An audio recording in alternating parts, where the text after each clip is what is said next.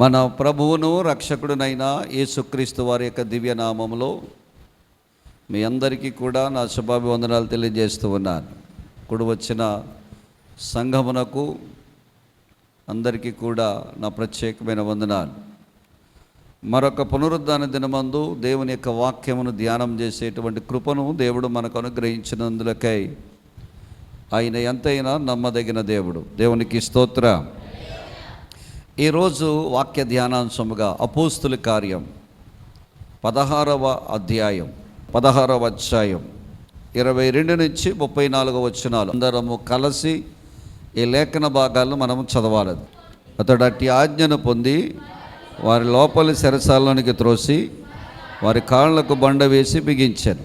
అయితే మధ్యరాత్రి వేళ పౌలును శీలయు దేవునికి ప్రార్థించుచు కీర్తనలు పాడుచుండిరి, ఖైదీలు వినుచుండిరి.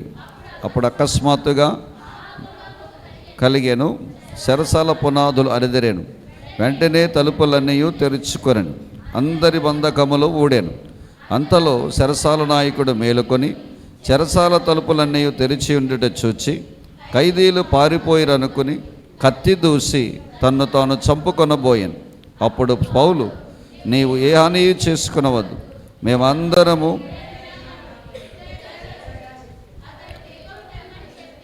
లోపలికి వచ్చి వణుకుచు పౌలుకును శీలకును సాగిలపడి వారిని వెలుపలకు తీసుకుని వచ్చి, అయ్యలారా, రక్షణ పొందుటకు నేనేమి చేయవలనను. అందుకు వారు, ప్రభువైన యేసునందు విశ్వాసముంచము, అప్పుడు నీవును నీ ఇంటి వారును రక్షణ పొందుదరని చెప్పి అతనికిని అతని ఇంటి వారందరికీ దేవుని వాక్యము బోధించిరి. రాత్రి ఆ గడియలోనే అతడు వారిని తీసుకుని వచ్చి వారి గాయములు కడిగాను. వెంటనే అతని ఇంటి వారును బాప్తిస్వం పొందిరి. మరియు అతడు వారిని ఇంటికి తోడుకొని వచ్చి భోజనము పెట్టి దేవుని అందు విశ్వాసం ఉంచిన వాడై తన ఇంటి వారందరితో కూడా ఆనందించెను. దేవునికి మహిమ కలుగునుగాక. హల్లెలూయా. ఇది కొంచెం లెంగ్తీ వాక్యము, కానీ ఈరోజు మన ధ్యానము ఈ లేఖన భాగంలో నుంచి మనం చేయబోతున్నాం. ఈ లేఖన భాగం గురించి మనం అర్థం చేసుకోవాలంటే దాని ముందున్న బ్యాక్గ్రౌండ్ మనం అర్థం చేసుకోవాలి. దాని ముందున్నటువంటి ఈ 16వ అధ్యాయం ప్రారంభం నుంచి కనుక మనం చదివితే, ఆ 16వ అధ్యాయం కంటే ముందుగా ఉన్న 15వ అధ్యాయం కూడా చదివితే మనకి దీనికి ఉన్నటువంటి బ్యాక్గ్రౌండ్ మనకి ఖచ్చితంగా అర్థమవుతుంది. ఇంతకీ ఇందులో ఉన్న ప్రధాన పాత్రధారులు ఎవరు అంటే పౌలు, శీలలు. వీరి గురించి కొన్ని మాటలు చెప్తాను, జాగ్రత్తగా వినండి. పౌలు భక్తుడు మనకి మొట్టమొదటిగా ఎక్కడ కనపడతాడంటే అపోస్తుల కార్యం 7వ అధ్యాయంలో కనపడతాడు. ఆయన స్టెఫనును వారు చంపుచు ఉండగా స్టెఫను యొక్క వస్త్రాలు తీసుకుని వచ్చి పౌలు యొక్క పాదాల దగ్గర ఉంచుతారు. అంటే స్టెఫను యొక్క మరణమును గురించి సాక్షిగా ఉన్నవాడు పౌలు. అది 7వ అధ్యాయంలో మనకు కనపడుతుంది. 8వ అధ్యాయం దాటిన తర్వాత 9వ అధ్యాయంలోకి వచ్చిన తర్వాత బిడ్లారా 7:34లో ఈ పౌలు భక్తుడు ఏం చేస్తాడంటే యేసయ్య బిడ్డలందరినీ కూడా హింసించడానికి, యేసయ్య బిడ్డలందరినీ చంపడానికి ప్రధాన యాజకుల ద్వారా ఆయన పట్టా తీసుకుని మార్గము గుండా వెళ్తున్నాడు దమస్కులో ఉన్న క్రైస్తవులను చంపడానికి. ఆ మార్గ మధ్యలో ప్రభువు పౌలును సందర్శించాడు. ఎప్పుడైతే పౌలును సందర్శించాడో క్రింద పడిపోయి గుడ్డివాడిగా మారిపోతాడు. మారిపోయిన తర్వాత అక్కడ యేసయ్యకు పౌలుకు సంభాషణ జరుగుతుంది. ఆ సంభాషణలో అంటాడు, సౌలా సౌలా నువ్వేళ నన్ను హింసించుచున్నావు అని అడుగుతాడు. అంటే వెంటనే సౌలు అంటాడు, నువ్వెవరు ప్రభువా అని అడుగుతాడు. నీవు హింసించుచున్న యేసును అని చెప్తాడు. సరే, అక్కడ మారు మనసు పొందుతాడు, దమస్కు వెళ్తాడు, 2 రోజులు ఉపవాసం ఉంటాడు. ఆ ఉపవాసం ఉన్న తర్వాత అననీయ అనేటువంటి ఆ వ్యక్తి ప్రార్థన చేసిన తర్వాత అతని కళ్ళకున్న పొరలన్నీ ఊడిన తర్వాత అతను రక్షణ పొంది మారు మనసు పొంది బాప్తిసం పొందుతాడు. బాప్తిసం పొందిన తర్వాత దేవుని బిడ్డలారా అతను తిరిగి ఏం చేస్తాడంటే యెరూషలేముకు వస్తాడు. యెరూషలేముకు వచ్చిన తర్వాత యెరూషలేములో పేతురుని యోహాన్ని పరిచయం చేసుకుంటాడు. పేతురుని యోహాను పరిచయం చేసుకున్న తర్వాత అక్కడి నుంచి ఆయన మరలా తిరిగి తార్సుకు వస్తాడు. తార్సుకు వచ్చిన తర్వాత తార్సులో అక్కడైనా గుడారాలు చేయు పని నేర్చుకుంటాడు. ఆ పని చేసుకుంటూ అక్కడ బ్రతుకుతాడు. ఆ తరువాత ఆయన కొన్ని దినాలు గడిపిన తర్వాత ఆయన వెతుక్కుంటూ కొంతమంది వస్తారు. వచ్చిన తర్వాత ఆయన ఎక్కడ తీసుకెళ్తారంటే అంతియొక్కకు తీసుకువెళ్తారు. అంతియొక్కకు తీసుకువెళ్ళిన తర్వాత ఇది మనకి 13వ అధ్యాయం ప్రారంభ వచనంలో ఉంటుంది. అంతియొక్కలో ఒక ప్రార్థన, దేవుని యొక్క మందిరంలో ప్రార్థన జరుగుతుంది, ఒక ఇంటిలో ప్రార్థన జరుగుతుంది. ఆ ప్రార్థన జరుగుతున్నప్పుడు కొంతమంది భక్తులను సేవ కొరకు పంపించాలని కొంతమంది అక్కడ ఉన్నారు. అందులో బరయేసు ఉన్నాడు, అందులో బర్నబా ఉన్నాడు, అందులో పౌలు ఉన్నాడు. ఇలాంటి వారందరూ ఒక 5-6 అక్కడ ఉన్నారు. పరిచర్య కొరకు పంపించాలని వారు తలంచినప్పుడు అపోస్తలులు వీరు అక్కడ ఉండి ఉపవాసం ఉండి ప్రార్థన చేస్తున్నారు. వీరు ఎప్పుడైతే ఉపవాసం ఉండి ప్రార్థన చేస్తున్నారో దేవుని బిడ్డలారా, పరిశుద్ధాత్మ దేవుడు అన్నారు, నా పని నిమిత్తమై, వారి కొరకు నేను ఏర్పాటు చేయబడిన పని నిమిత్తమై పౌలును శీలాను మీరు ఏర్పాటు చేయండి, వారిని ప్రార్థన చేసి పరిచర్యకు పంపించమని చెప్తారు. 13-14వ అధ్యాయంలో మొదటి మిషనరీ ప్రయాణం, అంటే మీకు మిషనరీ ప్రయాణం కన్నా మొదటి సువార్త ప్రయాణం చేస్తారు. ఎవరెవరు? పౌలు, బర్నబా, వాళ్లతో పాటు బర్నబా యొక్క మేనలుడైనటువంటి మార్కును కూడా వెంట పెట్టుకుని వెళతారు. మొదటి ప్రయాణం ముగిసిన తరువాత వాళ్ళు 2వ మిషనరీ సువార్త ప్రయాణం జరుగుద్ది. ఆ 2వ సువార్త ప్రయాణం ఎక్కడి నుంచి ప్రారంభించబడుతుందంటే 15వ అధ్యాయంలో నుంచి ప్రారంభించబడుతుంది. ఈ 2వ సువార్త ప్రయాణంలో మరలా పౌలు, బర్నబా ఇద్దరు కలిసి మనం ఏ సంఘాలైతే స్థాపించామో ఆ సంఘాలను దర్శించి అక్కడ మరలా వాళ్ళ విశ్వాసులను బలపరుద్దామని పౌలు చెప్తాడు. ఎప్పుడైతే ఈ పౌలు చెప్పాడో బర్నబా కూడా మంచి ఆలోచన, వెళదామని చెప్తాడు. కానీ బర్నబా అంటాడు, మరలా మనం మార్కుని వెంటబెట్టుకుని వెళదామని చెప్తాడు. ఈ మార్కుని వెంటబెట్టుకుని వెళదామని చెప్పిన ఈ మాటకి బర్నబాకి పౌలుకి ఇద్దరికి మధ్య తేడా వచ్చింది, అంటే విభేదం వచ్చింది. పౌలు అంటాడు, మనం మార్గ మధ్యలో ఉంటుండగా పెర్గే నుండి తిరిగి మరలా మనల్ని వదిలేసి అర్ధాంతరంగా వెళ్ళిపోయాడు. మరలా మనం తీసుకెళ్తే కనుక మళ్ళీ మధ్యలో వెళ్ళిపోతాడు. నాకైతే మార్కుని తీసుకెళ్ళడం ఏమాత్రము కూడా ఇష్టం లేదు అని అంటే ఖచ్చితంగా అతన్ని తీసుకువెళ్ళాలని బర్నబా పట్టుబడతాడు. సరే, వీళ్ళిద్దరూ వాదం ఎక్కువయ్యేసరికి ఇక బర్నబా, పౌలు ఇద్దరు కూడా అక్కడ విడిపోతారు. బర్నబా ఏం చేస్తాడంటే ఈ మార్కుని వెంట పెట్టుకుని మరలా కుప్రకి వెళ్ళిపోతాడు. కానీ పౌలు శీలను వెంట పెట్టుకుంటాడు. శీలను మరో కొంతమందిని వెంట పెట్టుకుని 2వ సువార్త ప్రయాణాన్ని కొనసాగిస్తాడనమాట. ఈ 2వ సువార్త ప్రయాణం జరుగుతుండగా వీళ్ళు మొట్టమొదటి ఎక్కడికి వచ్చారంటే లుస్త్రా, దెర్బేకు వచ్చారు. ఎక్కడికి వచ్చారు చెప్పండి? లుస్త్రా, దెర్బే దగ్గరికి వచ్చారు. లుస్త్రా దగ్గరికి వచ్చేసరికి దేవుని బిడ్డలారా, అక్కడ తిమోతి అనేటువంటి ఒక యవనస్తుడు ఉన్నాడు. వాళ్ళ అమ్మగారేమో యూదురాలు, వాళ్ళ నాన్నగారేమో గ్రీసు దేశానికి సంబంధించిన వాడు.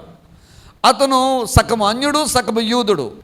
కాబట్టి ఇప్పుడు గ్రీకు సంబంధించిన తండ్రికి పుట్టినటువంటి ఈ తిమోతిని పౌలు తీసుకువెళ్ళి సున్నతి చేపిస్తాడు. ఎందుకు సున్నతి చేపిస్తాడంటే దేవుని బిడ్డలారా, ఈ యొక్క యూదుల మధ్యలో అంగీకరించబడ్డానికి, యూదులు ఈ తిమోతిని అంగీకరించడానికి పౌలే ఆయన ఏం చేస్తాడంటే తిమోతికి సున్నతి చేపిస్తాడు.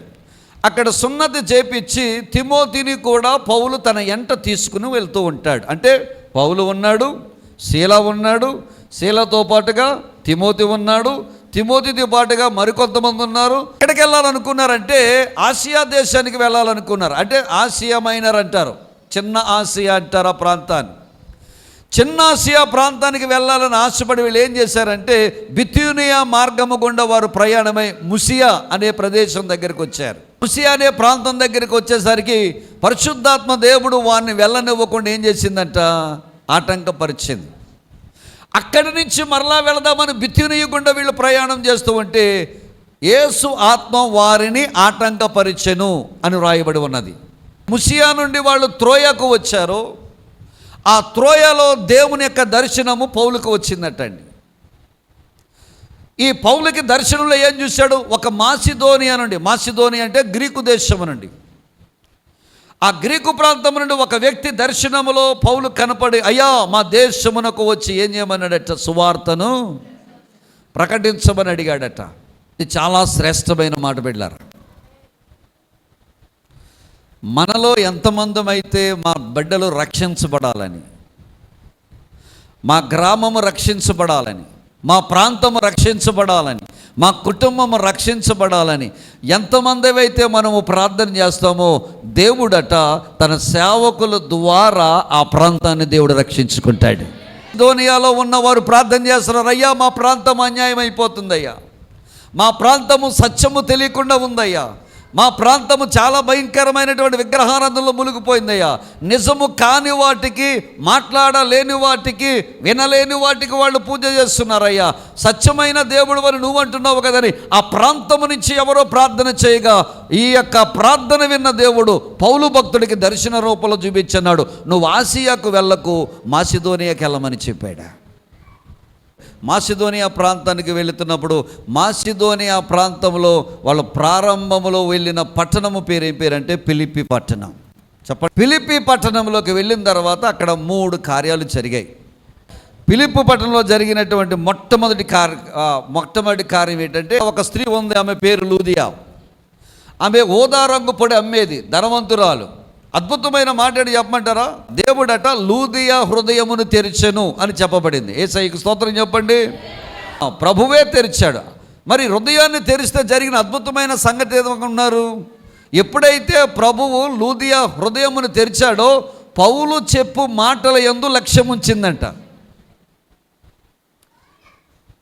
మనుషుల హృదయాలు తెరవబడితేనే కానీ వాక్యము లోపలికి వెళ్ళదండి. వచ్చి కూర్చున్నంత మాత్రాన, దేవుని వాక్యాన్ని వింటున్నానంత మాత్రాన లోపల వాక్యము కార్యము చేయదండి. ఏ విశ్వాసికైనా, ఏ బిడ్డకైనా, దేవుని మందిరములో ఉన్న మనందరికీ కూడా దేవుడు మన హృదయాలు తెరవాలి. అందుకే వాక్యం వినేటప్పుడు మనం చేయాల్సిన ప్రార్థన, ప్రభువా వాక్యం వినగల చెవులను నా హృదయమును మీరు తెరవండి ప్రభు అని ప్రార్థన చేయాలి. ఎప్పుడైతే నీ హృదయమును దేవుడు తెరుస్తాడో అప్పుడట నీవట దేవుని వాక్యమందు లక్ష్యం ఉంచుతావట. మరి దేవుని వాక్యమందు లక్ష్యం ఉంచితే ఏం జరుగుద్ది అని అంటే, అక్కడ కింద రాయబడి ఉంది, ఆమెను ఆమె ఇంటి వారును రక్షణ పొందారట. దేవునికి స్తోత్రం కలుగునుగాక. అంటే చెప్పడము మనుషుల వంతు, కార్యము చేయడము హృదయాలు తెరిచే బాధ్యత దేవునిదే. రక్షణ భాగ్యం ఇచ్చేది దేవుడే, ఆత్మకార్యము జరిగించేది దేవుడే. అందుకే దేవుని బిడ్డలారా, వినేటప్పుడు మన హృదయాలు తెరవబడునుగాక. హల్లెలూయా. రెండవదిగా అక్కడ వీళ్ళు ప్రార్థన చేసుకొనుటకు వెళ్ళుచూ వచ్చుచూ ఉండగా పుతోను అనేటువంటి ఒక దెయ్యం పట్టిన చిన్నది ఏం చేయడం మొదలెట్టిందంటే, వీళ్ళ గురించి మాట్లాడడం మొదలెట్టింది. అంటే దెయ్యాలే సువార్త చెప్పడం ప్రారంభించాయి. యేసయ్యకి స్తోత్రం కలుగునుగాక. ఆమె పౌలును మమ్మును వెంబడించి, ఈ మనుష్యులు సర్వోన్నతుడైన దేవుని దాసులు, వీరు మీకు రక్షణ మార్గమును ప్రచురించువారై ఉన్నారని కేకలు వేసి చెబుతుందట. ఏది చెబుతుంది? దెయ్యాలు చెబుతున్నాయటండి. సువార్త ఎవరు చెప్తున్నారు చెప్పండి? దెయ్యాలు చెప్తున్నారు. నా ప్రభువారు అన్నాడు, మీరు కేకలు వేయకపోతే ఈ రాళ్ళు ఏమేస్తాయన్నాడు ఆయన. సువార్త చెప్పాల్సిన బాధ్యత మన మీద ఉంది. యేసయ్యకి స్తోత్రం చెప్పండి, గట్టిగా చెప్పండి. హల్లెలూయా. దీన్ని కొంతమంది యజమానులు దీన్ని పెంచి పోషిస్తున్నారు. మీకు తెలుసు కదా, శమ చెప్పేవాళ్ళు, గద్దె చెప్పేవాళ్ళు, దెయ్యాలు వెళ్ళగొట్టే వాళ్ళ దగ్గర మీరు చాలా సందర్భాల్లో రక్షణ పొందకముందు వెళ్ళారు. ఇప్పుడు కూడా కొంతమంది వెళ్ళిపోతున్నారు. పాస్టర్ గారికి 10 రూపాయలు కానుక ఇవ్వరు, కానీ వాడికి నల్లకోడి పెట్ట, ఒక కొబ్బరికాయ, 4 అరటిపళ్ళు తీసుకెళ్ళి ఒక 1000 రూపాయలు మళ్ళీ వాడికి ఇచ్చి మీరు వాడితో పూజ చేయించుకుని ఉన్న దెయ్యం సాలదని చెప్పినట్టు మళ్ళీ 10 దెయ్యాలు తెచ్చుకుంటున్నారు. పోయి పాదులో ఉన్న బెరడు వాడిచ్చే తాయెత్తు, ఆనపాదులో ఉన్న బెరడు వాడిచ్చే తాయెత్తు, వాడి కట్టే తాడు 10 రూపాయల తాడు లేదా 5 రూపాయల నల్ల తాడు తీసుకొచ్చి కట్టుకుని, నీ విశ్వాసం దేంట్లో ఉందంటే నల్ల తాడులో ఉంది, యేసయ్య మీద లేదు.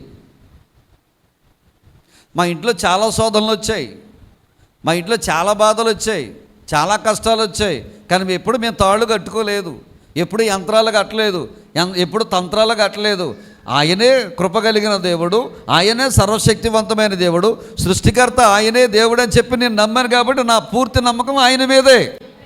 యేసయ్యకి స్తోత్రం కలుగునుగాక. హల్లెలూయా. ఆళ్ళకో తాయెత్తులకో జీవితాలు మారిపోతే ఆడే భాగ్యవంతుడు అయిపోయిన. ఆడి చెట్టు కింద ఎందుకు అమ్ముకుంటాడండి? ఆడి చెట్టు కింద కూర్చుని చిలక ప్రశ్న ఎందుకు చెప్పుకుంటాడు? ఆడే భాగ్యవంతుడు అయిపోతాడు కదా. ఆడి చిలక ఆడికే చెప్పుద్దు కదా. ఆడి చిలక ఆడికి చెప్పలేదు కానీ ఆ చిలక నీకు చెప్పుద్దా? మనమెంత జ్ఞానహీనులు అర్థం చేసుకోనండి. మానవుని బలహీనత క్యాష్ చేసుకున్నది ఎక్కువ ఎక్కడంటే మన భారతదేశంలోనే. సత్యము తెలిసి కూడా సత్యాన్ని వెంబడించని మూర్ఖులు ఎక్కువైపోయారు మన భారతదేశంలో. సువార్త ఏం ప్రకటిస్తున్నాయి చెప్పాలి? దెయ్యాలు ప్రకటిస్తున్నాయి. పౌలు భక్తుడు ఆమెను చూసి ఆమెలో ఉన్న దెయ్యాన్ని వెళ్ళగొట్టాడు. యజమానులు కోపం వచ్చింది. వాళ్ళు ఏం చేశారు చెప్పమంటారు? ఊరంతా ఏకం చేసుకుని గ్రామ చావిడి దగ్గర ఉన్న అధికారుల దగ్గరకు తీసుకుని వచ్చి వాళ్ళని న్యాయాధిపతుల చేతికి అప్పగించారు. ఎప్పుడైతే న్యాయాధిపతులు చేతికి అప్పగించారో న్యాయాధిపతులు అన్నారు, ఒరే వీళ్ళు ఏం చేశారంటే వాడు చెప్తున్నాడు. ఆ మాట వినండి, చూడండి ఒకసారి. ఆ మాట వినండి.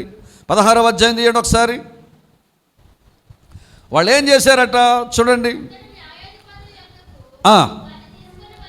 వాణ్ణి తీసుకుని వచ్చి, ఈ మనుషులు యూదులయ్యుండి రోమీలమైన మనం అంగీకరించుటకైనను చేయుటకైనను కూడని ఆచారములను ప్రచురించుచు మన పట్టణమును గలిబిలి చేయుచున్నారు. నిజంగా గలిబిలి చేశారా వీళ్ళు?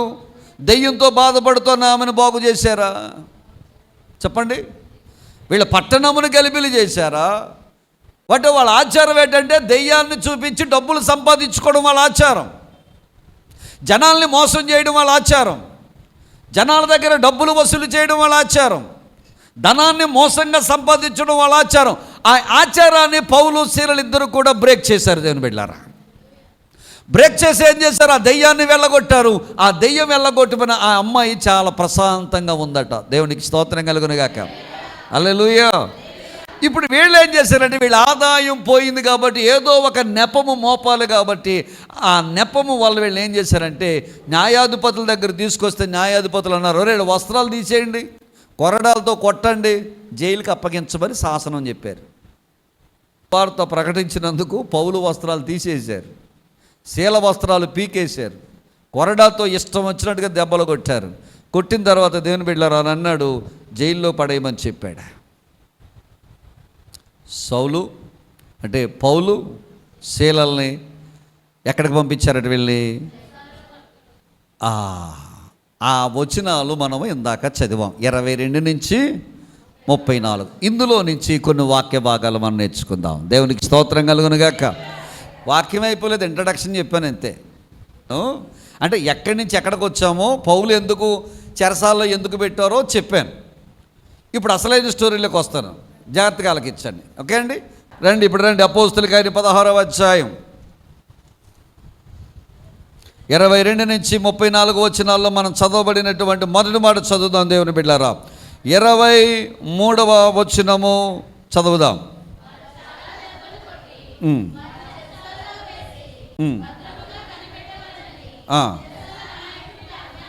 24 అతడు అట్టి ఆజ్ఞ పొంది వారిని లోపలి చెరసాల్లోనికి త్రోసి వారి కాళ్లకు బండ వేసి బిగించెను. అయితే మధ్యరాత్రి వేళ పౌలును శీలయు దేవునికి ప్రార్థించుచు, దేవునికి స్తోత్రం. మొదటి మాట చెప్తున్నాను, జాగ్రత్తగా గమనించండి. మనము ఏ స్థితిలో ఉన్నా ప్రార్థన చేయవలెను. ఇప్పుడు వినండి జాగ్రత్తగా. ఇప్పుడు గ్రామ చావిడి దగ్గర బెత్తాలతో కొట్టేశారు, చాలా విపరీతంగా కొట్టారు. కొట్టి తీసుకొచ్చి ఏం చేశారు? జైలు అధికారికి అప్పగించారు. జైలు అధికారి వాళ్ళిద్దరిని తీసుకెళ్ళి ఎక్కడ వేసాడట? లోపల చెరసాలలో వేశాడట. వినండి, చెరసాలలో 2 రకాలు ఉన్నాయి ఆ దినాల్లో. బయట చెరసాల, లోపలి చెరసాల. లోపలి చెరసాలలో వేశాడు అంటే అది చీకటి గది. శీలను తీసుకువెళ్ళి అందులో పడేశాడు. పడవేయడం మాత్రం ఎలా పడేశాడు? అండలు వారి కాళ్ళు చేతులు ఇద్దరికి బిగించేశారు. చీకటిగా ఉన్నటువంటి లోపల చెరసాల్లో వేశారు. ఆ లోపలి చెరసాల్లో పరిస్థితి ఎలాగ ఉందంటే చాలా భయంకరంగా ఉంది. సామాన్యమైన వారిని బయటే ఉంచుతారు తప్ప లోపల చెరసాల్లో పెట్టరు.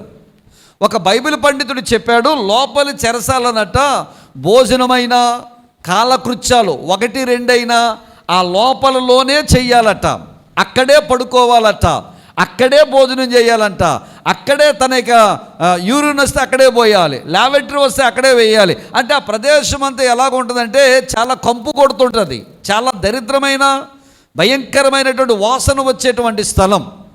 ఆ వాసన వచ్చేటువంటి స్థలంలో ఇప్పుడు ఎవరిని పడేశారట? పౌలును శీలను పడేశారు. అపవిత్రమైనటువంటి ఆ స్థలములోకి ఎప్పుడైతే వాళ్ళు వెళ్ళారో, చాలా దుర్వాసన కొట్టేటువంటి స్థలములోకి ఎప్పుడైతే వారు వెళ్ళారో, ఎప్పుడైతే ఆ చీకటి గదిలోకి వారు వెళ్ళారో, వారు వెళ్ళట వారు చేసిన పని ఏంటో చెప్పమంటారా? ఆ ప్రాంతమునంట, అపవిత్రమైన ప్రాంతమును ప్రార్థనతో పవిత్రంగా మార్చేశారట. అంతకుముందు భయంకరమైన వాసన కొట్టే ఆ ప్రదేశం ఇప్పుడు ఎలాగున్నాడు? సువాసన ఎదజల్లే ప్రదేశంగా దేవుడు మార్చేశాడు. వెళ్ళారా? ఒక మాట చెప్తున్నాను, ఇక్కడ కూర్చున్న మీ అందరికీ ఒక మాట చెప్తున్నాను. ఒక ప్రార్థనాపరులైన స్త్రీ కానీ, ఒక ప్రార్థనాపరుడైనటువంటి పురుషుడు కానీ, ఒక సేవకుడు కానీ, ఏ ఇంటిలో అయితే అడుగు పెడతాడు, ఏ గృహంలో అయితే అడుగు పెడతాడో, ఏ ప్రాంతంలో అడుగు పెడతాడో, ఒకవేళ ఆ ప్రాంతం అపవిత్రమై ఉండొచ్చు, ఆ ఇల్లు గొడవలతో ఉండొచ్చు, ఆ ఇల్లు సమాధానం లేకుండా ఉండొచ్చు, ఆ ఇంటిలో ఏ మేలు లేకుండా ఉండొచ్చు, ఒకవేళ ఆ ఇల్లు దెయ్యాల కొంప అయి ఉండొచ్చు, ఒకవేళ ఆ ఇల్లు కనుక చాలా భయంకరమైన కొట్లాట పోట్లాడుతూ ఉండొచ్చు, ఒకవేళ యేసయ్యను నమ్ముకున్న బిడ్డవు నీవైతే, ప్రార్థనా పరురాలు అయితే, నీవు ఆ ఇంటిలోకి వెళ్ళిన తర్వాత నీ ప్రార్థన వల్ల ఆ ఇల్లట దేవుడు సమాధానంగా మారుస్తాడట, మేలుకరంగా మారుస్తాడట, దీవెనకరంగా మారుస్తాడట, ప్రశాంతంగా మారుస్తాడట, సమాధానం ఇస్తాడట, స్వస్థతని ఇస్తాడట. నిన్ను బట్టి ఆ ప్రదేశము వాతావరణాన్ని దేవుడు మార్చేస్తాడట. పౌలును బట్టి లోపల చెరసాలో ఉన్న చీకటి గదిలో ఉన్న పౌలును బట్టి, ఆ లోపల దుర్వాసన కొడుతున్న ఆ ప్రదేశంలో పౌలు వెళ్ళను బట్టి ఆ ప్రాంతం యొక్క తత్వాన్ని దేవుడు మార్చేశాడు. ప్రార్థన చేస్తున్నా, నీకు మంచి మాట చెప్తున్నాను బిడ్డ. నీ ప్రార్థన, నువ్వు చేసే కన్నీటి ప్రార్థన, నువ్వు చేసే యథార్థమైన ప్రార్థన, నువ్వు చేసే భక్తిగల ప్రార్థన, నీ హృదయంలో నుంచి వచ్చే ప్రార్థన, నువ్వే ఇంటిలో అడుగు పెడతా ఇంటిలోకి సమాధానం రావాలి, నీ ప్రార్థన తీసుకురావాలి.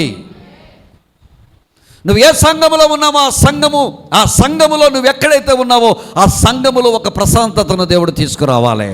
ఆ సంఘములో దేవుడు ఆత్మకార్యాలు దేవుడు జరిగించాలి. పౌలు ఆ చెరసాల లోపలికి వెళ్ళినప్పుడు దుర్వాసన కొట్టే ఆ స్థలములో పవిత్రంగా మార్చేశాడు తన ప్రార్థన ద్వారా. హల్లెలూయా, హల్లెలూయా.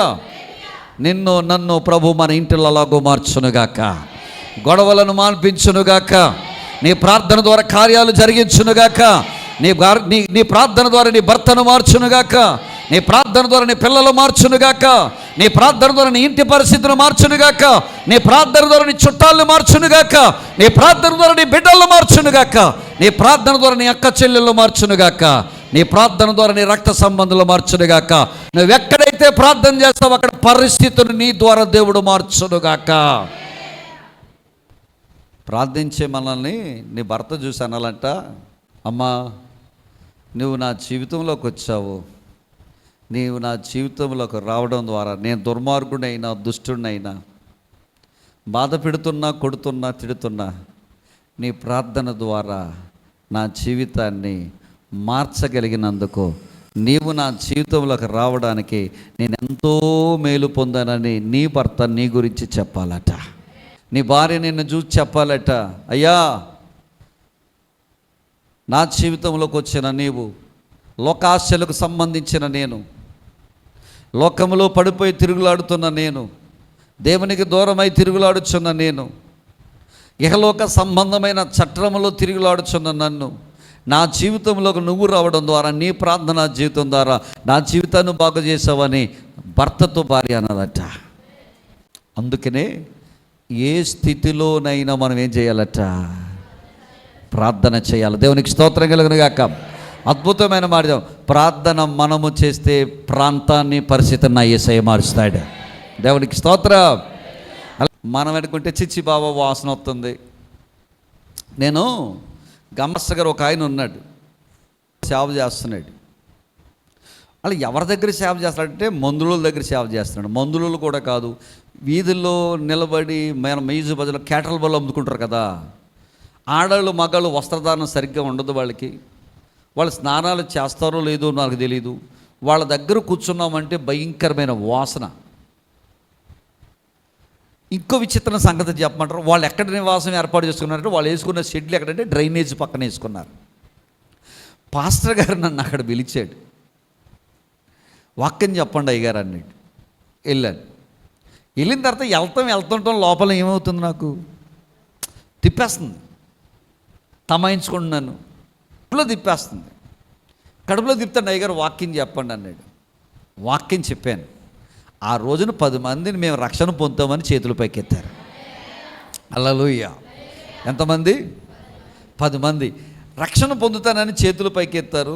వాక్యం చెప్పాను. నేనైతే సంతోషిస్తున్నాను. కానీ అక్కడ ఉన్న దుర్వాసన, వాళ్ళ నుంచి దుర్వాసన వస్తుంది, ఆ డ్రైనేజ్ నుంచి దుర్వాసన వస్తుంది.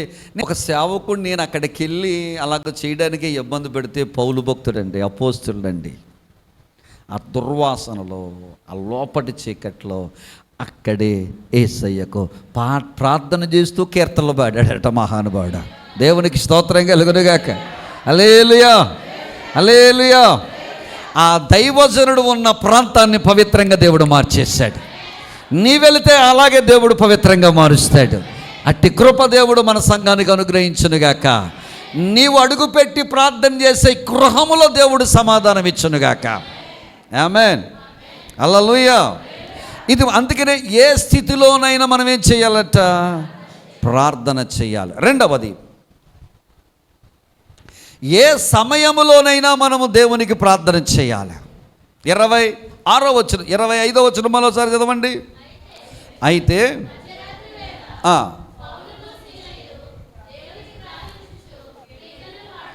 అయితే మధ్యరాత్రి వేళ పౌలును శీలయు దేవునికి ప్రార్థించుచు కీర్తనలు ఏం చేశారంటే వాళ్ళు పాడుచుండరి. దేవునికి స్తోత్రం చెప్పండి గట్టిగా. ఎప్పుడటండి? మధ్యరాత్రి అంటే టైం ఎంత ఉంటుంది మనకు చెప్పండి. మధ్యరాత్రి అంటే టైం ఎంత? 1:02 సమయానికి మధ్యరాత్రిలో మనం ఏం చేస్తాం? గుర్రక పెట్టని వారు దొరికితే ధన్యులు. ఎవరు పెట్టని వారు? గుర్రక పెట్టని వారు నీ భాగస్వామిగా దొరికితే నువ్వు ధన్యుడివి, ధన్యురాలివి. గుర్రక పెట్టేవారు పక్కన పడుకుని గుర్రక పెడితే నీకేమైనా నిద్ర వస్తుందా? అర్ధరాత్రి కాడట మనం గుర్ర పెట్టి ఏం చేస్తాం? గుర్రు పెట్టి ఏం చేస్తాం? నిద్రపోతాం. మహానుభావులు, మన ఉదయకాలం ప్రార్థన జరుగుతుంది. ఉదయకాల ప్రార్థనలో చాలామంది చేసే పని ఏంటి చెప్పమంటావా? ప్రభువా, ప్రార్థన అయిపోగానే ఆ దిండి మీద ఇలాగో చేతులు పెట్టి అలాగే నిద్రపోతున్నారు. ఉదయకాల ప్రార్థనలో కొంతమంది ఉపవాస ప్రార్థనకు వస్తారు. వచ్చి ఏం చేయాలి వీళ్ళు? కానీ కొంతమంది మహానుభావులు నిద్రపోతూ ఉంటారు. ఇంకొక అద్భుతమైన సంగతి చెప్పండి. ఆదివారం ఆరాధనకు వచ్చి పట్టపగలు 12 గంటలకు 11 గంటలకు కూడా పడుకుండిపోతారు. మనకి ప్రార్థన అలవాటు అయ్యిందా? నిద్ర అలవాటు అయ్యిందా? అలాంటిదట పౌలు శీలలు చేసే పని ఏంటో చెప్పమంటారా? అర్ధరాత్రి కానీ వీళ్ళు ఏం చేశారట? చెప్పాలండి. ప్రార్థన చేసి కీర్తనలు ఏం చేశారట? అపోస్తలుల కార్యం 12వ అధ్యాయంలో మనం చూస్తే దేవుని బిడ్డలారా, పేతురును కూడా రోమా సైనికులు బంధించారు. రోమా సైనికులు బంధించి పేతురుని చెరసాల్లో వేశారు. అద్భుతమైన విషయం చెప్పమంటారా? చెరసాల్లో వేసినటువంటి పేతురు 2 సైనికుల మధ్య ఉండి నిద్రపోతున్నాడు. మరి పేతురుని ఏమన్నా కొరడాలతో కొట్టారా? కొట్టలేదు. మీకు అర్థమైందా? పేతురుని కొరడాలతో కొట్టలా. కానీ వాళ్ళిద్దరు సైనికుల మధ్య పేతురు ఇలా ఏం చేస్తున్నాడంట? నిద్రపోతున్నాడు. ఇక్కడ చూడండి, మీరు చాలా సందర్భాల్లో చూడండి, భార్యాభర్తలు ఇద్దరు కొట్టేసుకున్న తర్వాత కానీ, లేదా మీకు కోపం వచ్చి మీ పిల్లల్ని కొట్టేసినప్పుడు కానీ, వాళ్ళని చాలా గట్టిగా ఎక్కువ దెబ్బలు కొట్టిన తర్వాత, పిల్లలు దెబ్బలు తిన్న తర్వాత అలిసిపోయి వాళ్ళు ఏం చేస్తారు? గాఢంగా ఏం చేస్తారు? వాళ్ళు నిద్రపోతారు, గాఢంగా నిద్రపోతారు. వాళ్ళు లేపినా లేవరు. కానీ ఇక్కడ పౌలుని శీలను ఎలా కొట్టారట? రక్తములు వచ్చినట్లుగా చాలా పెద్ద పెద్ద గాయాలు చేసి కొట్టారట. చాలా గాయాలు పెట్టి కొట్టారు. అంటే చాలా గాయాలు అయ్యేటట్టు కొట్టారు. ఆ కింద చెప్పబడింది, వారి గాయములను జైలు అధికారి కడిగాడట. కొడితే రక్తాలు, బెత్తాలతో కొడితే రక్తాలు తట్టు తేరిపోయినాయి. ఒళ్ళంతా హోనమైపోయింది, ఒళ్ళంతా చాలా కష్టమైపోయింది. నేను మిమ్మల్ని అడిగాను అనుకో, ఎందుకమ్మా చర్చిలోకి వచ్చి నిద్రపోతున్నారని అంటే, మీరంటారు పాస్టర్ గారు చాలా అలిసిపోయానని అంటారు. దేనికమ్మా నువ్వు అలసిపోయి ఉంటావు? అన్నం కూర వండానండి అందుకే అలసిపోయాను అంటారు కొంతమంది. కొంతమంది అంటారు బకెట్ బట్టలు ఉతికానండి నేను అలసిపోయాను అంటారు కొంతమంది. ఇంకొక ఆవిడ అంటది పైనుంచి కిందకి ఇల్లు తుడిచానండి అందుకే నేను అలసిపోయాను అంటది. ఇంకొక ఆయన అంటే రోజంతా నేను పని చేశానంటే కూలి పని చేసుకున్నాను అందుకే నేను నా శరీరం అలసిపోయింది అంటాం. కానీ పౌలు భక్తుడండి శరీరమును అంట బెత్తములు ఇచ్చుకును నలగ కొట్టేస్తే ఆ రాత్రి పౌలు నిద్రపోలేదట. పౌలు నిద్రపోలేదట. అదే పేతురు చెరసాల్లోకి వెళ్ళిన తర్వాత ఏమైపడి చెప్పమంటారా? ఇద్దరు సైనికుల మధ్య ఏం చేయడం మొదలెట్టాడట? నిద్రపోయాడు. అందుకే బిడ్డలారా, పేతురుని విడిపించడానికి దేవుడు దేవదూతను పంపిస్తే ఈ ఫిలిప్పీలో ఉన్నటువంటి చెరసాలలో ఉన్న వారందరిని విడిపించడానికి పౌలునే ఒక దేవదూతగా దేవుడు పంపించాడు. స్తోత్రం చెప్పండి అందరూ కూడా. చప్పట్లు కొట్టి దేవుని మనం మహిమపరచుదాం. హల్లెలూయా. రాత్రి సమయాల్లో వీళ్ళిద్దరు ఏం చేశారంట? ప్రార్థించుచు కీర్తనలు. ఏమండి మిగతా సమయాల్లో ప్రార్థన చేస్తే దేవుడు ఆలకించడా? రాత్రి సమయాలలో ప్రార్థన చేస్తేనే దేవుడు ఆలకిస్తాడా? రాత్రి సమయాల్లో ప్రార్థన చేస్తేనే ప్రభు వింటాడా? పగల ప్రార్థన చేస్తే ప్రభు విన్నంటారా? కానీ రాత్రి సమయాల్లో చేసే ప్రార్థనకు ఒక ప్రత్యేకత ఉందండి. అందరూ పడుకొని చుండగా, అందరూ గుర్రు పెట్టి నిద్రపోవచ్చుండగా, మన ఇంటిలో మన సంఘములో అనేకమైన కుటుంబాలన్నీ చక్కగా నిద్రపోతున్న సమయంలో నువ్వు ఒక్కరిదానివే లేచి ఆ రాత్రి సమయాల్లో నీ నిద్రని త్యాగం చేసి, నీకున్న సమస్తాన్ని త్యాగం చేసి మొక్కరించి యేసయ్య దగ్గర ప్రార్థన చేస్తే ఆ ప్రార్థనకు గొప్ప విలువ ఉందండి. హల్లెలూయా, హల్లెలూయా. ఒక ప్రత్యేకమైన వ్యక్తులను మనం ఎవరిని పిలుస్తామండి? మన రాజమండ్రి పక్కన ఉన్న కొండలన్నీ ఎక్కితే పెద్ద ఏమైనా ఘనత వస్తుందంటారా? కానీ హిమాలయ పర్వతం మీదకి ఎక్కితే మరి దానికి దీనికి తేడా ఏంటి? ప్రత్యేకత. పగల ప్రార్థన చేస్తావు మంచిదే, చేయట్లేదు, బోలెని అద్భుతాలు దేవుడు చేశాడు. కానీ యేసయ్య రాత్రంతా ప్రార్థన చేశాడట, ఏకవచనమున ప్రార్థన చేశాడట. యేసుప్రభువు ఎక్కువగా పగలెప్పుడు ప్రార్థన చేసినట్టు మనకు కనపడదు. పగలెప్పుడు ఎక్కడ కూడా ప్రార్థన చేశాడు. కానీ ఏ ప్రార్థన చేసినాడో? ప్రభువా ఈ ఆహారాన్ని నీవు దీవిస్తున్నందుకు నీకు కృతజ్ఞతాస్తుతులు చెల్లించానని చెప్పాడు. సమాధి దగ్గరికి వెళ్ళి అన్నాడు, అయ్యా నువ్వు నా మనవి ఆలకించినందుకు నీకు కృతజ్ఞతాస్తుతులు అని చెప్పాడు. ఇలాంటి చిన్న ప్రార్థనలు చేశాడే తప్ప రాత్రి సమయాల్లో వేకువజామున ఆయన ఒంటరిగా ఉండి కొండ మీద ఉండి ఆయన అరణ్యములో ఏకాంతముగా వెళ్ళి ఆయన ఎక్కువగా ప్రార్థన రాత్రి సమయాల్లోనే చేశాడు. అంటే సూర్యుడు ఉదయించక ముందే ప్రార్థన చేశాడు దేవుని బిడ్డలారా. యెషయా గ్రంథము, కీర్తన కాదు, యెషయా గ్రంథము 26వ అధ్యాయము 9వ వచనం తీయండి. 26, 9వ వచనం మొదటి వచనం. రాత్రి వేళ నా ప్రాణము నిన్ను ఏం చేస్తుంది అంటున్నాడు ఆయన? రాత్రి వేళ మనం చాలా ఆశిస్తామండి. యెషయా అంటున్నాడు రాత్రివేళ ఒకవేళ నువ్వు మందు ఆశించవచ్చు, రాత్రివేళ ఒక అమ్మాయిని ఆశించవచ్చు, రాత్రివేళ ఒక ధనాన్ని ఆశించవచ్చు, లోక సంబంధమైతే అనేకమైన సంగతులను ఆశించవచ్చు గాక, రాత్రి సమయంలో నీకు అనేకమైన ఆశలు కలగొచ్చు గాక. ఈ యెషయా అంటాడు రాత్రి సమయమందు నా ఆత్మకు నీ యందు ఆశ కలుగుతుంది అంటున్నాడు. యేసయ్యకి స్తోత్రం చెప్పండి. హల్లెలూయా, హల్లెలూయా. నీ యందు నాకు ఆశ కలుగుతుంది అంటున్నాడు. నా ఆత్మకు నీ యందు ఆశ కలుగుతుందని చెప్తున్నాడు. కీర్తనకాడు 119వ కీర్తన తీయండి ఒకసారి, 62వ వచనం. 119వ కీర్తన 62వ వచనం. న్యాయమైన నీ విధులను బట్టి నీకు కృతజ్ఞతాస్తుతులు చెల్లించుటకు అర్ధరాత్రి వేళ నేను మేల్కొనువాడు. దేవునికి స్తోత్రం కలుగును గాక. దావీదు అంటాడు, అయ్యా అర్ధరాత్రి వేళ నేను ఎందుకు మేల్కొని ఉంటున్నానంటే నీవు నాకు ధర్మశాస్త్ర విధులు ఇచ్చావు కదూ, కట్టడలు ఇచ్చావు కదూ, ఈ ప్రపంచంలో మాకు ఇచ్చినట్లుగా నువ్వెవ్వరికీ కూడా ఇవ్వలేదు కదూ, నీవిచ్చిన కట్టడలను బట్టి నీకు కృతజ్ఞతాస్తుతులు చెల్లించడానికి రాత్రి వేళ నేను మేల్కొని ఉంటానని చెప్తున్నాడు దావీదు. హల్లెలూయా, దేవునికి స్తోత్రం. అలాగే 42వ కీర్తన 8వ వాక్యం చెప్దాం. 42వ కీర్తన 8వ వాక్యం చదువుదాం. అయినను పగటి వేళ యెహోవా నీ కృప తన కృప కలుగనాజ్ఞాపించెను. రాత్రివేళ ఆయన గూర్చిన కీర్తనయు దేవుని గూర్చి అయిన ప్రార్థనయు. ఆమేన్. దేవునికి స్తోత్రం కలుగును గాక. దావీదంటాడు, రాత్రి సమయాల్లో నేను చేసే ప్రార్థన నాకు తోడుగా ఉంటుంది అంటాడు.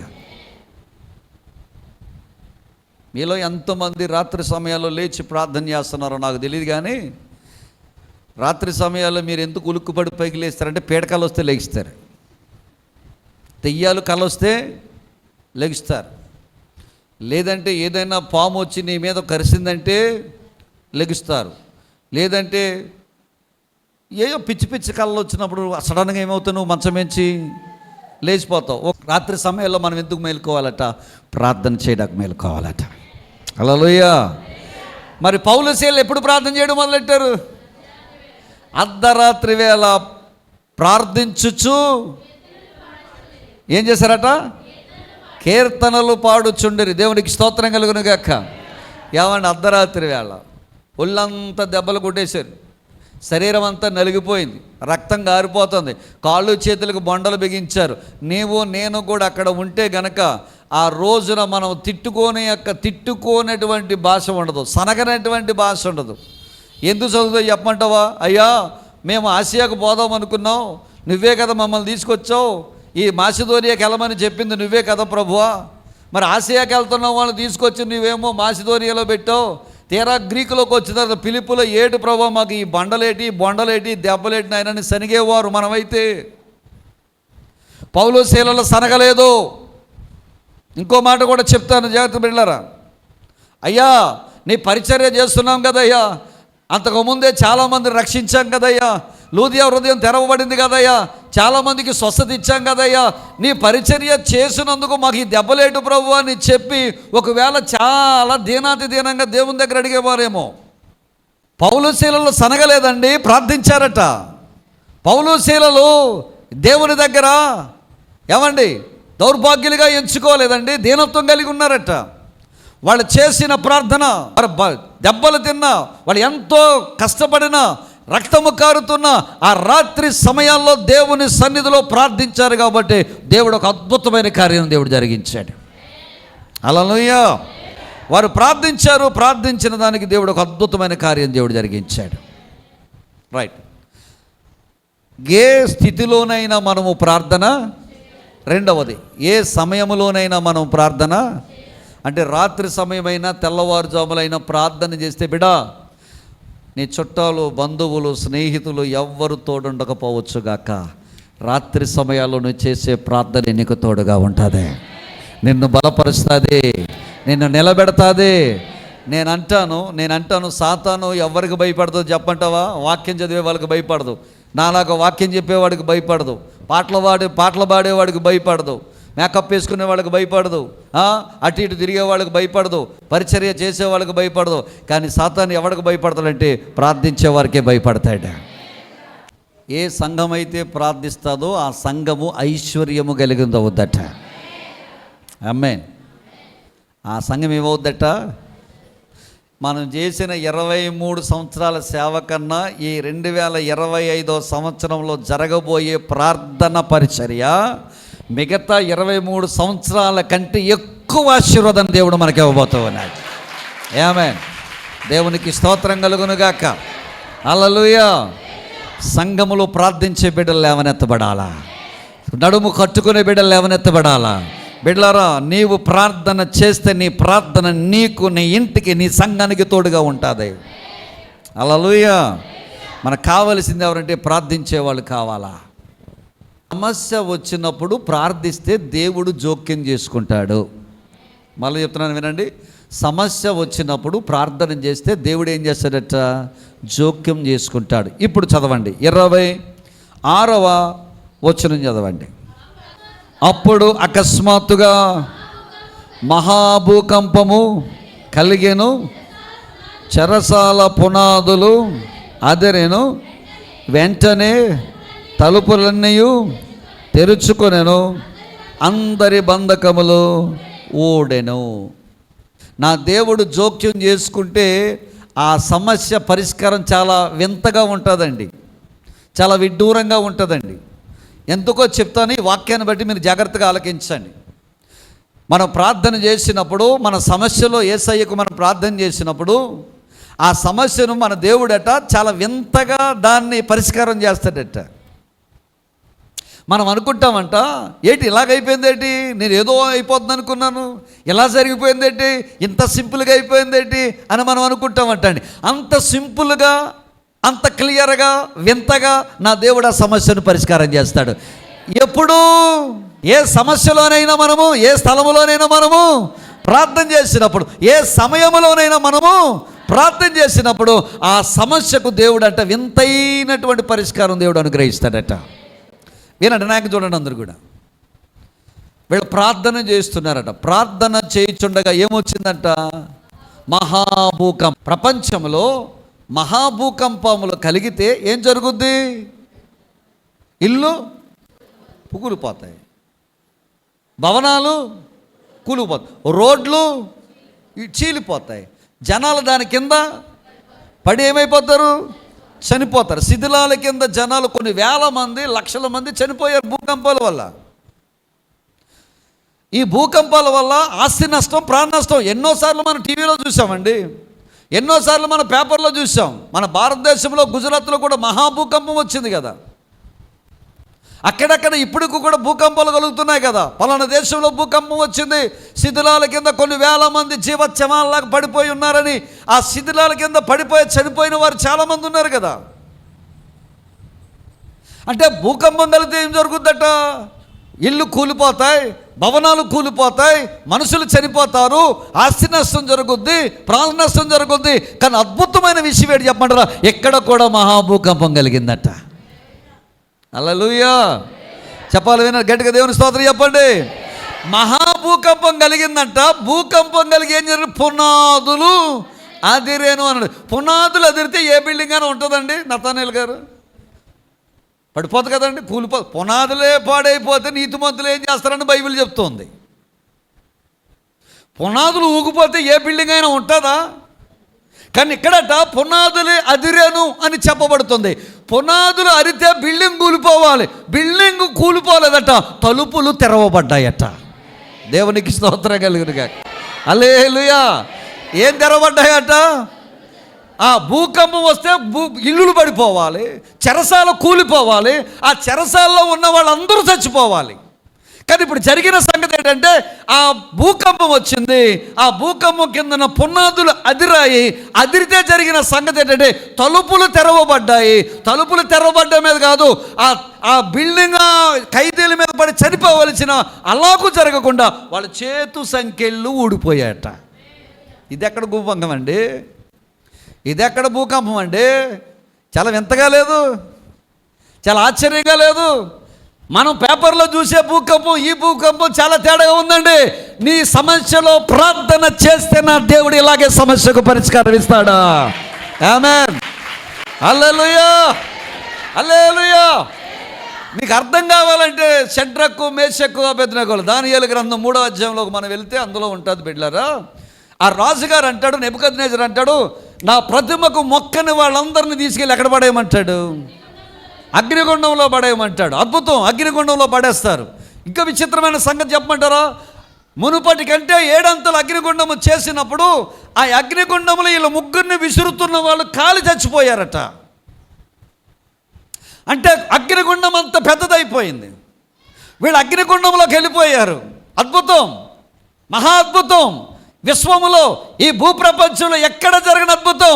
సమస్యలో అగ్నిగుండంలో ఉన్న షడ్రకు, మేషకు, అబేద్నెగోలు ప్రార్థన చేస్తున్నారు. ప్రార్థన చేస్తుంటే దేవుడు ఒక అద్భుతమైన పరిష్కారం ఇచ్చాడు. ఏమిటా పరిష్కారం దేవుని బిడ్డలారా? ఆ అగ్నిలో వారు తిరుగుచుండగా దేవుని దూత వాళ్ళతో పాటు జాయిన్ అయిపోయిందట. రాజుగారు అంటాడు, మనం వేసింది ముగ్గురిని కదా, నాకు 4 కనపడుతున్నారైట అని అడుగుతాడు. దేవదూత లోపలికి వెళ్ళింది, వేసిన వారు కాలి చనిపోయారు. కానీ లోపలికి వెళ్ళిన తర్వాత అద్భుతమైన మాటలు అక్కడ చెప్పబడతాయి. వాళ్ళ వస్త్రములు, వారి బట్టలు కాలిపోలేదట, వారి తల వెంట్రుకలు కాలలేదంట, వారి శరీరము కాలలేదంట, కానీ వాళ్ళ చేతులు కొన్న బంధకాలు కాలిపోయాయట. వారి చేతులకున్న బంధకాలు మాత్రమే కాల్చాడు దేవుడు. వారి బట్టలను కాల్చలా, వాళ్ళ తల వెంట్రుకలు కాల్చలా, వారి శరీరాన్ని కాల్చలా. బయటకు తీసుకురండి అని చెప్పాడు. బయటకు తీసుకువస్తే వాళ్ళ దగ్గరికి వస్తే అగ్ని వాసన కూడా వారికి అంటలేదట. బా, ఏం దేవుడండి మన దేవుడా! ఎంత అద్భుతమైన వాడండి మన దేవుడా! బిడా, సమస్యలో ఉండి ప్రార్థన చేస్తే నీ సమస్యకు ఇలాంటి వింతైన పరిష్కారం ఇచ్చే దేవుడు మనం ఆరాధించే మన ఆరాధ్య దైవమైన మన యేసయ్యా. రెండు చేతుల పైకి చెబుదామా దేవునికి స్తోత్రం.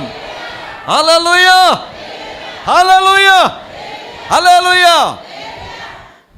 పెద్ద సమస్యతో యేసయ్య దగ్గరకు వచ్చి ప్రార్థన చేస్తే గంట చిన్న చిట్కాతో మన సమస్యను దేవుడు తీర్చేస్తాడట. సమస్య తీర్చమని మానవుడి దగ్గరికి వెళ్తే గోడితో పోయేదని గొడ్డలతో తీస్తాడట. అయ్యా నా సమస్య తీర్చి యేసయ్య అని యేసయ్య దగ్గరికి వెళ్తే కొండంత సమస్య వెళ్తే గోటితో దేవుడు తీర్చేస్తాడట. మన సమస్యను పరిష్కారము వింతైన మార్గంలో చేయగల యేసయ్య మనం కలిగి ఉన్నాం. భయపడక ప్రార్థన చేయి. ఏ స్థితిలోనైనా ప్రార్థన చేయి. ఏ సమయంలో అయినా, అర్ధరాత్రి అయినా, ఏకవ జామునైనా ప్రార్థన చేయి. నీ సమస్యకు, నా సమస్యకు దేవుడు ఒక చక్కనైన పరిష్కారం ఇవ్వగల యేసయ్యను మనం ఆరాధన చేస్తున్నాం బిడ్డలారా. హల్లెలూయా, హల్లెలూయా. దేవునికి స్తోత్రం కలుగును గాక. సమస్యలో నాలుగవది, సమస్యలో సానుకూలత చూపించే దేవుడా. హల్లెలూయా. భూకంపం వచ్చింది, చెరసాల పునాదులు ఎదిరిపోయినాయి, ఖైదీల యొక్క సంఖ్యలన్నీ ఓడిపోయినాయి. ఈ లోపల అర్ధరాత్రి గడ జైలు వెళ్ళి పడుకున్నాడు ఆయన. ఒక్కసారి ఈ సౌండ్కి మెలకు వచ్చింది. తీరా మెలకు వచ్చి చూసేసరికి చెరసాల తలుపులన్నీ ఏమైపోయినాయి? తెరిచి ఉన్నాయి. తెరిచి ఉండగా ఈయనకి అర్థమైపోయింది, మా పై అధికారులు నన్ను చంపేస్తారు, నన్ను ఉరిది చేస్తారు, లేదా నా ఉద్యోగం ఓడబీకేస్తారు. చెరసాల్లో ఉన్న ఖైదీలందరూ పారిపోతే నీకు నేనేం చేసేది? నా బ్రతుకేటి? నా భార్య బిడ్డలను ఏం చేయాలి? నా కుటుంబం ఏం చేయాలి? నా జీవితంకి అయిపోయిందని ఇక ఆడెవడో చంపేదానికి బదులు నేనే చచ్చిపోతే బాగుందని చెప్పి వాడి కత్తి వాడే తీసుకుని పొడుచుకుని చనిపోదాం అనుకున్న టైంలో పౌలు భక్తుడు బిగ్గరగా కేక వేశాడట. బిగ్గరగా కేక వేశాడట, అయ్యా నీవు ఏ హాని? బిడ్డ, ఇదే మాట నీకు చెప్తున్నాను. సమస్య తీరలేదని బాధపడి నువ్వే హాని చేసుకోవద్దు. నువ్వు ప్రార్థన చేస్తున్న దేవుడు నీ పక్షంగా న్యాయము తీర్చే దేవుడై ఉన్నాడు. నీ కొరకు మేలు చేయ దేవుడై ఉన్నాడు. నీ సమస్యను ఎంతగా పరిష్కరించే దేవుడు నీకు ఉన్నాడు. హాని చేసుకోకు, హాని చేసుకోకు. చచ్చిపోతే బాగుండు అనుకుంటున్నావేమో, ఆ మాట రానివ్వకు. ఎందుకు వచ్చిన ఏదో బ్రతుకు? ఇంతకాలం నేను దేవుళ్ళో ఉన్నాను, ఏంటి నా బ్రతికి ఎలాగైపోయిందని ఏడవద్దు. సమయం దగ్గరకు వచ్చింది. నీ సమస్యను తేలికగా పరిష్కరించే ఒక సమయము రాబోతుంది, రాబోతున్నాడు. నువ్వు చేయాల్సిన పని, ఏ స్థితిలో ఉన్న ప్రార్థన చేయి, ఏ సమయంలో అయినా ప్రార్థన చేయి. నీ సమస్యను పరిష్కరించి నీకు ఏ హాని జరగకుండా చూసే బాధ్యత నా యేసయ్య తీసుకుంటాడు. హల్లెలూయా.